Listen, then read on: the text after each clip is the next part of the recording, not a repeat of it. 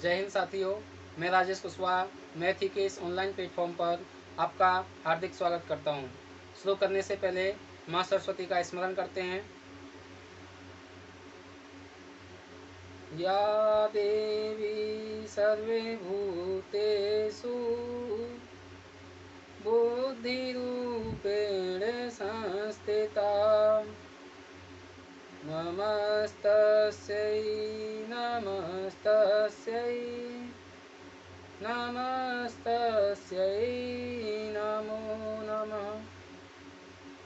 तो हम पढ़ रहे थे मैट्रिक्स टॉपिक, और मैट्रिक्स में हमने 3 एग्जाम्पल देख लिए, जिसमें एग्जाम्पल फर्स्ट था कि कोई डाटा दिया हुआ हो और उस डाटा की सहायता से हम मैट्रिक्स कैसे बना सकते हैं।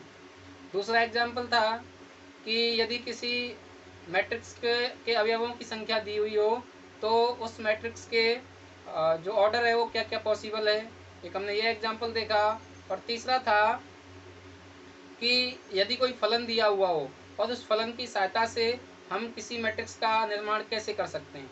तो इस तरीके से हमने 3 एग्जाम्पल देख लिए, और अब हम आव्यूह के प्रकार देखते हैं। आव्यूह कई प्रकार के होते हैं, तो अब हम देखेंगे आज की क्लास में कि आव्यूह कितने प्रकार के होते हैं और उनकी परिभाषा भी देखेंगे।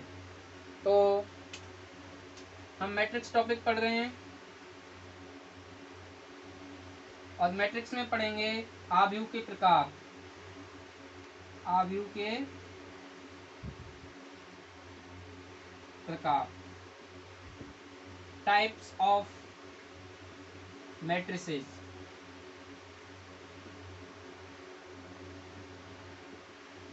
Types of matrices. देखिए, यदि मैं आपको, चलो एक डेफिनेशन लिख लेते हैं। हम किसकी डेफिनेशन लिखेंगे वो बता देता हूं।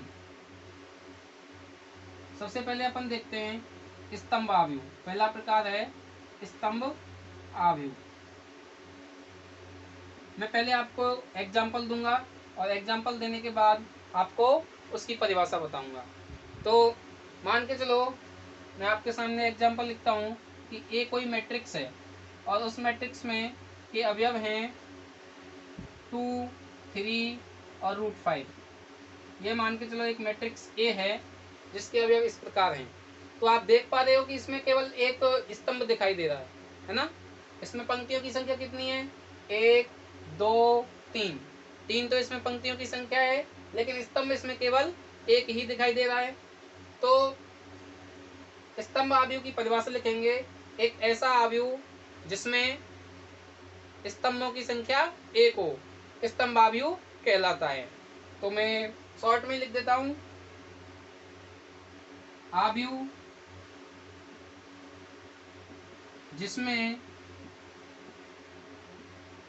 केवल एक स्तंभ हो, केवल एक स्तंभ हो, ठीक है, वो स्तंभ आव्यूह कहलाता है। और ये इसका एग्जाम्पल हो गया। यदि एक और एग्जाम्पल देखना चाहो, मतलब वो है कि आपका स्तंभ एक ही होना चाहिए, उसमें पंक्तियां कितनी भी हो सकती हैं, वो एक स्तंभ आव्यूह का एग्जाम्पल हो जाएगा। जैसे कि दूसरा एग्जाम्पल देखना चाहो तो बी मैट्रिक्स मैं इस तरीके से लिख सकता हूँ। बी मैट्रिक्स को मान के चलो इसमें 1, 6, 9 और आयोटा ये अवयव हैं। तो इस वाली मैट्रिक्स का ऑर्डर क्या हुआ? इसमें पंक्तियों की संख्या कितनी है? 3 पंक्तियों की संख्या है, 1, 2, 3। तो पंक्तियों की संख्या को यहाँ पे लिख देते हैं और क्रॉस करके स्तंभों की संख्या लिख देते हैं। तो 3 क्रॉस 1 मैट्रिक्स ए का ऑर्डर हो गया, क्रम हो गया। और बी मैट्रिक्स का ऑर्डर कितना हो गया? तो पहले इसमें पंक्तियों की संख्या गिनेंगे। तो देखो, एक पंक्ति तो ये ऐसे हो गई, 36 चलते हैं पंक्तियों के लिए। दूसरी पंक्ति ये हो गई, तीसरी पंक्ति ये हो गई, और चौथी पंक्ति आयोटा वाली हो गई। ठीक है, तो 4 तो इसमें पंक्तियां हो गई और स्तंभ तो केवल एक ही है। तो इसका ऑर्डर लिखेंगे 4 क्रॉस 1। तो 4 क्रॉस 1 बी मैट्रिक्स का ऑर्डर हो गया। इसका मतलब यह हुआ कि स्तंभ आव्यूह में 1 तो हमेशा रहेगा लास्ट में, मतलब स्तंभों की संख्या तो एक ही रहेगी, चेंज होती रहेगी आपकी पंक्तियों की संख्या। तो यदि इसे हम व्यापक रूप में लिखना चाहें तो व्यापक रूप में यह बन जाएगा जैसे हम एक साधारण आव्यूह का जो हमने ऑर्डर लिखा था वो m क्रॉस n लिखा था, तो इसमें व्यापक रूप में क्या हो जाएगा m, भाई ये नंबर तो चेंज हो रहा है हमेशा, 3 4 कितना भी बना सकते हो इसे, तो इसे तो इन जनरल लिख लेंगे m, लेकिन ये हमेशा फिक्स रहेगा 1। तो व्यापक रूप में स्तंभ आव्यूह का जो ऑर्डर होगा वो हो जाएगा m क्रॉस 1। ठीक है, तो व्यापक रूप में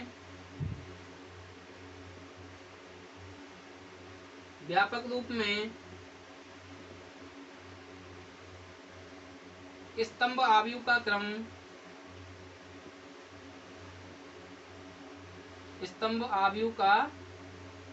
क्रम क्या होता है, इसे आप इस तरीके से लिख सकते हो aij m क्रॉस 1 होता है। ठीक है, तो ये आपके दो तो एग्जाम्पल हो गए, ये इसकी परिभाषा है, शॉर्ट में लिख दी है, इसको आप वैसे पढ़ सकते हो कि एक ऐसा आव्यूह जिसमें केवल एक स्तंभ हो, स्तंभ आव्यूह कहलाता है। इतना लंबा लिखने की जरूरत नहीं है, परिभाषा 12th क्लास में कभी नहीं आती है और उसमें तो आती ही नहीं है कॉम्पिटिशन में, उसमें तो आपको बस कंसेप्ट ध्यान रखना है कि एक स्तंभ होना चाहिए और ये इसका इन जनरल फॉर्म होता है। ठीक है, तो ये होता है आपका स्तंभ आव्यूह। अब नेक्स्ट प्रकार देखेंगे, इसका आप एक स्क्रीनशॉट ले लीजिए फटाफट, स्क्रीनशॉट ले लिया होगा आपने। अब हम देखेंगे आव्यूह का दूसरा प्रकार। आव्यूह का दूसरा प्रकार है,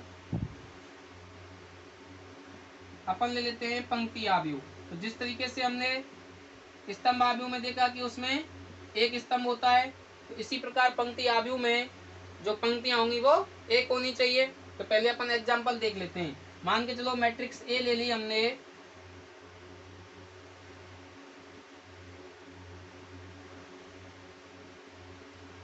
ये मैट्रिक्स हो गई ए मैट्रिक्स। तो इसमें आप देख पा रहे हो कि पंक्ति तो एक है, क्षैतिज एक ही बार जा रहे हो, लेकिन स्तंभ कितने हैं इसमें, 1 2 3। तो इसका अगर हम क्रम लिखना चाहें तो इस मैट्रिक्स का ऑर्डर क्या होगा, पहले आती है पंक्तियों की संख्या, पंक्तियों की संख्या तो एक ही है, तो 1 क्रॉस 3 स्तंभ है इसके अंदर, तो 1 क्रॉस 3 इसका ऑर्डर हो जाएगा, है ना। तो हम इसकी परिभाषा आप लिख सकते हैं कि एक ऐसा आव्यूह जिसमें पंक्तियों की संख्या एक होती है पंक्ति आव्यूह कहलाता है। ठीक है, तो आव्यूह जिसमें पंक्तियों की संख्या, आव्यूह जिसमें पंक्तियों की संख्या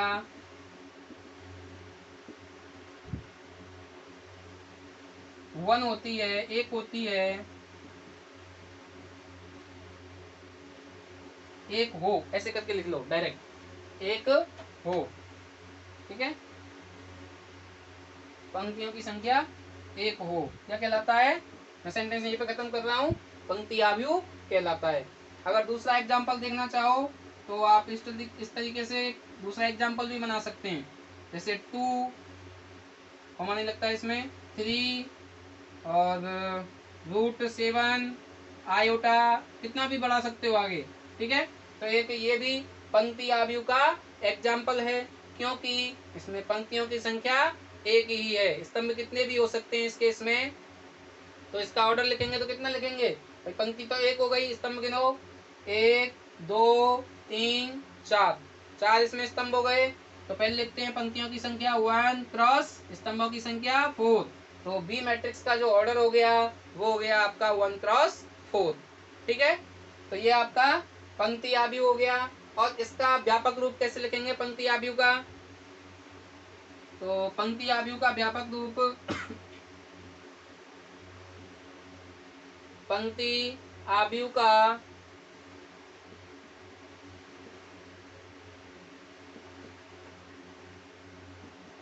व्यापक रूप क्या होगा, यहाँ पे तो हमेशा 1 ही रह जाएगा पंक्ति के लिए 1, और व्यापक रूप में जो साधारण मैट्रिक्स होती है उसके लिए m क्रॉस n लिखते हैं, पंक्ति तो हमेशा 1 रहेगी, लेकिन चेंज क्या हो रहा है यहाँ पे स्तंभों की संख्या, जैसे इसमें 3 हुई, 4 हुई, 2 वाला भी एग्जांपल ले सकते हैं, 6 वाला, 100 वाला, कितना भी एग्जांपल ले सकते हैं। तो इसे हम व्यापक रूप में 1 क्रॉस n लिख देंगे। तो पंक्ति आव्यूह हो गया, पंक्ति आव्यूह का व्यापक रूप aij 1 क्रॉस n होता है वाले रहने दो, ऐसे करके लिख सकते हो, ये व्यापक रूप aij 1 क्रॉस n है। ठीक है, तो ये आपका पंक्ति आव्यूह हो गया। तो अब नेक्स्ट देखेंगे, इसका आप स्क्रीनशॉट ले लीजिए फटाफट। नेक्स्ट प्रकार देखते हैं वर्ग आव्यूह। तो तीसरा प्रकार है आपका वर्ग आव्यूह।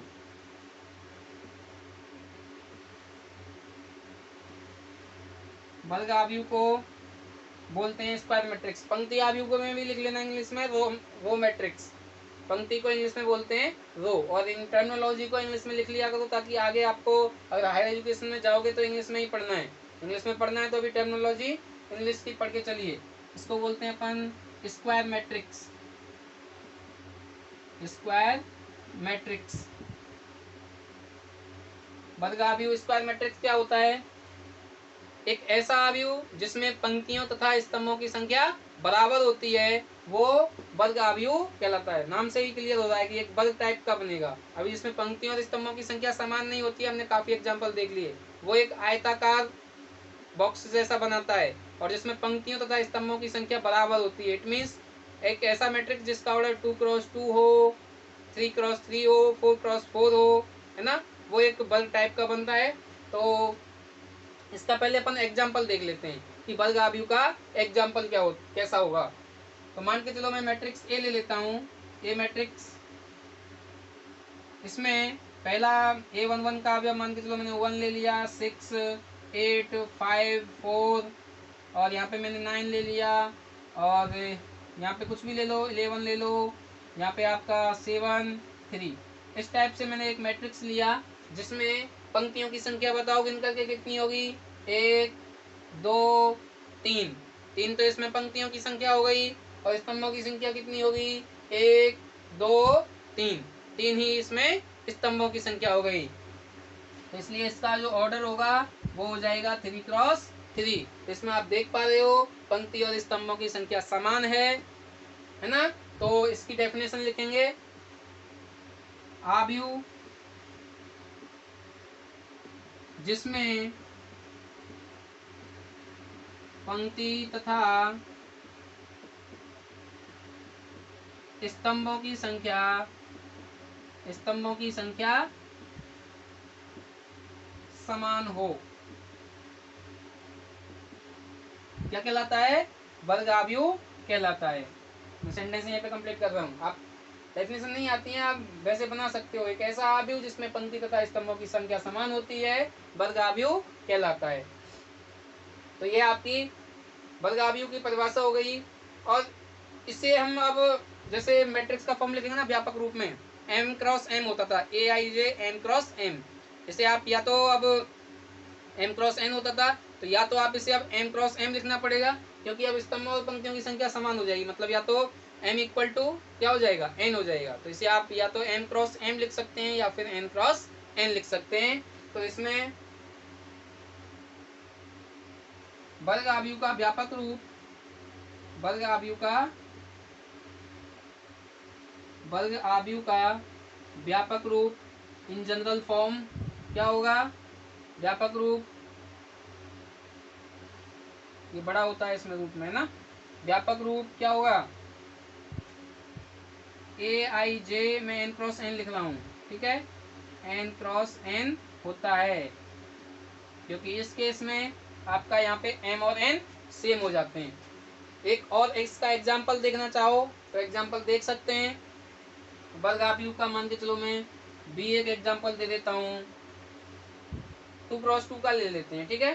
मान के चलो यहाँ पे आयोटा, यहाँ पे 0, यहाँ पे मान के चलो आपका कुछ भी ले लीजिए, 1 ले लीजिए, और यहाँ पे आपका माइनस आयोटा ले लीजिए।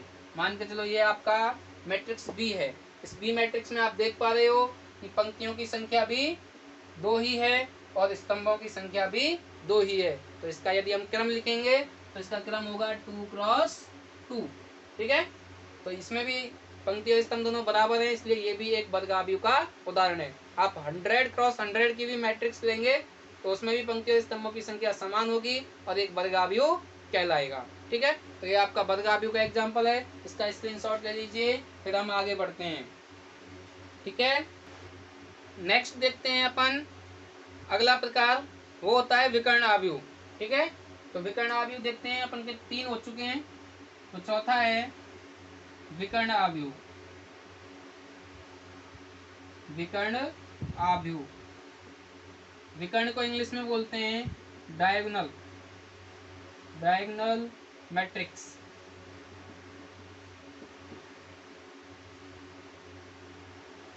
तो आप वर्ग में आपने विकर्ण सुना होगा कि वर्ग का विकर्ण क्या होता है, एक आयत का विकर्ण क्या होता है, इस टाइप से आपने सुना होगा। तो देखो मैट्रिक्स के केस में क्या होता है, जैसे आपने 2x3 की मान के चलो कोई मैट्रिक्स ली, 2x3 की मैट्रिक्स ली मान के चलो आपने। पहले ये बता देता हूँ कि विकर्ण होता क्या है, ठीक है। मैट्रिक्स के केस में विकर्ण क्या होता है, फिर अपन देखेंगे कि विकर्ण आव्यूह क्या होता है। तो मान के चलो मैं पहले 2x2 की मैट्रिक्स ले लेता हूँ। मान के चलो पहली मैंने ले ली sin x और cos x, और यहाँ पे मैंने cos x ले ली, और यहाँ पे मैंने मान के चलो sin x ले ली। कुछ भी ले सकते हो आप, इससे कोई वो नहीं है। ये मैंने एक मैट्रिक्स ए ले ली मान के चलो। अब इसका जो विकर्ण होता है वो क्या होता है, ये देखो ये जो एलिमेंट होते हैं ना, इस ये वाली पोजीशन के, मतलब A11 A22, आगे भी मैंने 2x2 का लिया है। मान के चलो 3x3 की मैट्रिक्स होगी तो उसमें A33, इसी प्रकार A44 A66, ये जो बराबर वाले जो अवयव होते हैं अपनी पोजीशन में, मतलब पहली पंक्ति पहले स्तंभ में आने वाला अवयव, दूसरी पंक्ति दूसरे स्तंभ में आने वाला अवयव, तीसरी पंक्ति तीसरे स्तंभ में आने वाला अवयव, ये मिलकर के जो आव्यूह का डायगोनल होता है, मतलब विकर्ण होता है, ये मिलकर के विकर्ण का निर्माण करते हैं। कौन कौन से अवयव, A11 A22 A33 A44, और ये विकर्ण के अवयव कहलाते हैं। इनको कहते हैं अपन विकर्ण के अवयव, और इन अवयवों से जो मिलकर के बनता है उसे कहते हैं विकर्ण, ठीक है। तो अभी देखो अभी तो मैंने 2x2 की मैट्रिक्स ली है। सपोज ये 2x3 की मैट्रिक्स होती, मान के चलो ये मैट्रिक्स 2x3 की होती, और मैं इधर इसमें ये ऐड कर देता हूँ। जैसे इधर मैंने ऐड कर दिया इसमें 10x और यहाँ पे 4x, और इसको एक ऐसा मैट्रिक्स बना दिया। तो क्या आपको डायगोनल जैसा दिख रहा है? डायगोनल जैसा नहीं दिख रहा है। डायगोनल तो यहाँ से शुरू होता है, इस कोने से शुरू होता है, इस कोने पे खत्म होता है। तो आप ऐसे लेके जाओगे और ऐसे लेके जाओगे तो इस वाली मैट्रिक्स में तो कुछ नहीं आया, ना तो ऊपर वाला अवयव आया ना नीचे वाला अवयव आया। इसका मतलब ये हुआ कि डायगोनल मैट्रिक्स बनाने के लिए, विकर्ण आव्यूह बनाने के लिए आपका जो मैट्रिक्स होना चाहिए वो एक वर्ग मैट्रिक्स होना चाहिए, वर्ग आव्यूह होना चाहिए। अगर वर्ग आव्यूह होगा तो ही उसमें एक विकर्ण बनेगा, है ना, एक विकर्ण आव्यूह बनेगा, ठीक है।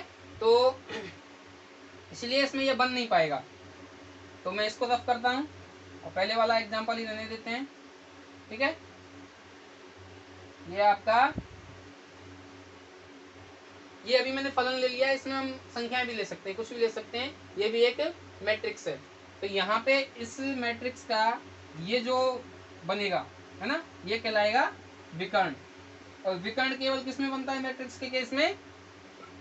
स्क्वायर मैट्रिक्स जो हमने पिछले उसमें पढ़ी थी, वर्ग आव्यूह में बनता है। उसके अलावा उसमें नहीं बनता कि 2x3 वाले, 3x2 वाले या 4x3 वाले, उस मैट्रिक्स में वर्ग नहीं बन पाएगा, ठीक है। और ये जो sin x, और यहाँ पे जैसे दोनों अवयव sin x ही हैं, एक ये sin x और ये sin x, ये क्या कहलाते हैं? इस विकर्ण के अवयव कहलाते हैं। यहाँ पे ये दोनों अवयव इसके क्या क्या कहलाएंगे? इस विकर्ण के अवयव कहलाते हैं, ठीक है। अभी मैं एक और एग्जांपल दे देता हूँ आपके लिए संख्या वाला। मान के चलो दूसरा एग्जांपल दूं मैं, इधर देख लेते हैं। 3x3 का मैंने मान के चलो एग्जांपल दिया आपके लिए, 4 और 6 3 1 5 9 2 3 और 8, ये एक 3x3 का मैंने एग्जाम्पल ले लिया। ये कितने का है? 2x2 का। ये दोनों वर्ग आव्यूह ही हैं, वर्ग आव्यूह हैं, इसका मतलब इसमें विकर्ण बनेगा। तो इसमें विकर्ण कौन कौन से अवयवों से मिलकर के बनेगा? A11 मतलब पहली पंक्ति और पहले स्तंभ में आने वाला अवयव, A22 दूसरी पंक्ति और दूसरे स्तंभ में आने वाला अवयव, और A33 तीसरी पंक्ति और तीसरे स्तंभ में आने वाला अवयव। ये तीन अवयव मिलकर के आपको विकर्ण का निर्माण करते हैं। तो यहाँ पे ये आपका विकर्ण बन गया। इसको क्या बोलेंगे? विकर्ण बोलेंगे। इसको हम बोलेंगे विकर्ण, और ये जो अवयव हैं A11, A22, A33, यहाँ पे अवयव हैं 4, 5 और 8, ये मिलकर के बनेंगे आपको इस, ये विकर्ण के अवयव कहलाते हैं 4, 5 और 8। ठीक है, तो अब मैं आपको परिभाषा दूंगा, एग्जाम्पल आपको बता दिए हैं, नीचे थोड़ी सी जगह बची यहीं पे दे देता हूँ। ठीक है, तो यहाँ पे मान के चलो मैं पहले विकर्ण को बता देता हूँ आपको, परिभाषा नहीं है, मतलब इन जनरल होता क्या है कि आव्यूह में, आव्यूह के A11, A22, A22, A33 and so on, मतलब ये अवयवों की पोजीशन सेम है, मतलब दूसरी पंक्ति दूसरे स्तंभ, तीसरी पंक्ति तीसरे स्तंभ, इस टाइप से अगर n क्रॉस n का अवयव है तो n क्रॉस n तक पहुंच जाएंगे। और ये आव्यूह कैसा होगा, एक वर्ग आव्यूह होगा, वर्ग आव्यूह लिख लो, वर्ग आव्यूह के A11, A22, A33 and so on ANN अवयव मिलकर विकर्ण का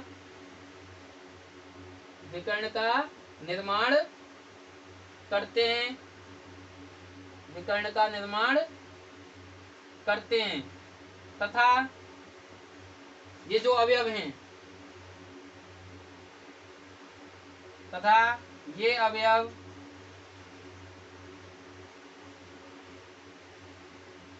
को इंग्लिश में बोलते हैं एलिमेंट, ये अवयव विकर्ण के अवयव कहलाते हैं, मैट्रिक्स के भी हैं और विकर्ण के भी हैं, विकर्ण के अवयव कहलाते हैं। ठीक है, तो ये मैंने अभी आपको विकर्ण के बारे में बताया है। तो चाहो तो इधर परिभाषा लिख दूं कि विकर्ण आव्यूह क्या होता है, इधर लिख देता हूँ, है ना, फिर नेक्स्ट डेफिनेशन देख लेंगे अपन अगले उसमें। तो इसकी परिभाषा में इधर लिख रहा हूँ, ये आपके दोनों एग्जाम्पल हो चुके हैं, मान के चलो ये ए मैट्रिक्स है और ये आपकी बी मैट्रिक्स है, तो इधर मैं परिभाषा लिख देता हूँ इसकी। तो विकर्ण आव्यूह की परिभाषा कैसे लिखेंगे, फर्स्ट कंडीशन है कि विकर्ण आव्यूह क्या होना चाहिए, एक वर्ग आव्यूह होना चाहिए, तो लिखेंगे वहां पे एक वर्ग आव्यूह विकर्ण आव्यूह कहलाता है, फिर आगे उसकी परिभाषा आ जाएगी। ये तो मैंने आपको विकर्ण के बारे में बताया है। एक वर्ग आव्यूह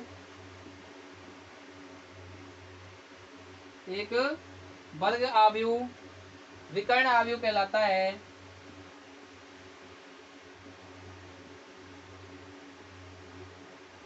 एक वर्ग आव्यूह विकर्ण आव्यूह कहलाता है यदि इसके विकर्ण के अवयवों के अलावा